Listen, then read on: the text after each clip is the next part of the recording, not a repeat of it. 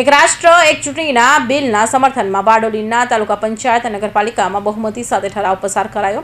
બારડોલી નગરપાલિકા અને તાલુકા પંચાયત કચેરીઓ ખાતે આજ રોજ એક રાષ્ટ્ર એક ચૂંટણીના બંધારણની સુધારણા બિલના સમર્થનમાં ખાસ સામાન્ય સભાઓ યોજાઈ હતી.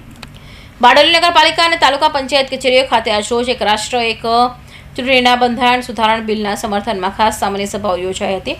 દેશમાં એક રાષ્ટ્ર એક ચૂંટણીની લાંબા સમયથી થતી વિચારણા બાદ રાષ્ટ્રની સંસદમાં 17 ડિસેમ્બર 2024ના દિવસે રજૂ થયેલા બંધારણીય સુધારણા બિલને સમર્થન આપવાના એજન્ડા સાથે આજ રોજ બારડોલી નગરપાલિકા અને બારડોલી તાલુકા પંચાયત ખાતે યોજાયેલી ખાસ સામાન્ય સભાઓમાં લોકસભા અને વિધાનસભાની ચૂંટણીઓ સમગ્ર દેશમાં એક સાથે યોજવા બાબતે ચૂંટાયેલા જનપ્રતિનિધિઓ અને એકાગ્રતા સાથે બિલને સમર્થન આપતો ઠરાવ પસાર કર્યો હતો. લોકતંત્રમાં અનિવાર્ય અંગ જણાતી ચૂંટણી પ્રક્રિયા લોકતંત્રની આધારશીલી ગણાય છે.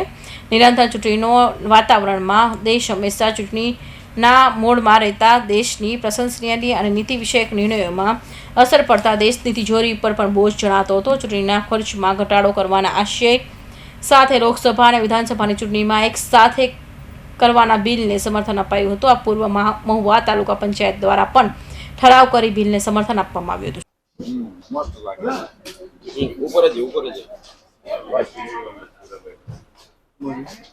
નમસ્કાર.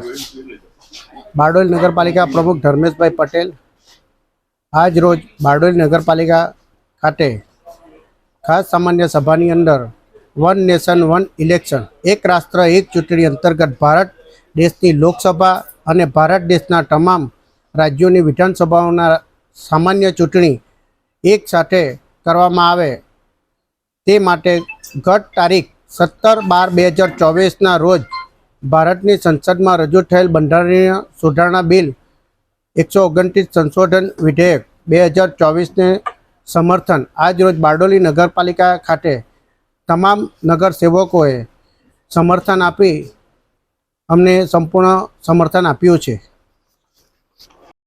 Suresh Rathod, Hind TV news, Bardoli.